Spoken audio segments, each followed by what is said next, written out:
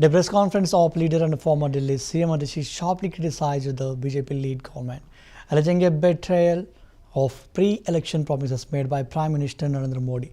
She recalled that Modi had assured slum dwellers in Delhi that no slum would be demolished without proper housing arrangements. However, Atishi claimed that in the past 6 months, under the BJP's double-engine governance, bulldozers have razed multiple slum clusters, leaving poor families homeless.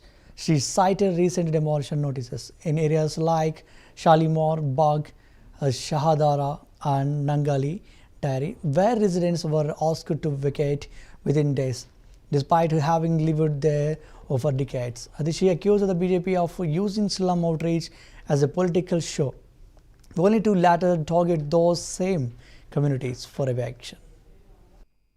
चुनाव से पहले प्रधानमंत्री नरेंद्र मोदी जी ने प्रचार में कहा कि दिल्ली में रहने वाले हर झुग्गी वाले को मकान मिलेगा। पूरी दिल्ली में गरीबों को कार्ड दिए गए जिस पे लिखा था जहां झुग्गी वहीं मकान। मोदी जी ने दिल्ली चुनाव से पहले खुद वादा किया कि जब तक मकान नहीं मिलेगा एक भी झुग्गी को तोड़ा नहीं जाएगा। लेकिन पिछले 6 महीने से जब से भारतीय जनता पार्टी की 4 इंजन की सरकार बनी है, एक के बाद एक दिल्ली के गरीबों के घरों पर बुलडोजर चलाया जा रहा है।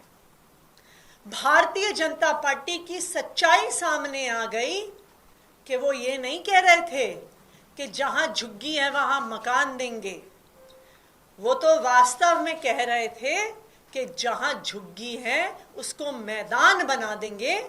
ये भारतीय जनता पार्टी की सच्चाई सामने आई। चुनाव से पहले प्रधानमंत्री नरेंद्र मोदी जी ने प्रचार में कहा कि दिल्ली में रहने वाले हर झुग्गी वाले को मकान मिलेगा। पूरी दिल्ली में गरीबों को कार्ड दिए गए जिस पे लिखा था जहां झुग्गी वहीं मकान। मोदी जी ने दिल्ली चुनाव से पहले खुद वादा किया कि जब तक मकान नहीं मिलेगा एक भी झुग्गी को तोड़ा नहीं जाएगा।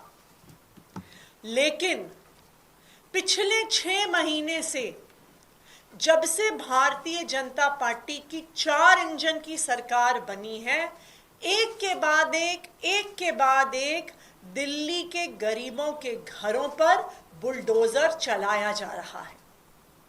भारतीय जनता पार्टी की सच्चाई सामने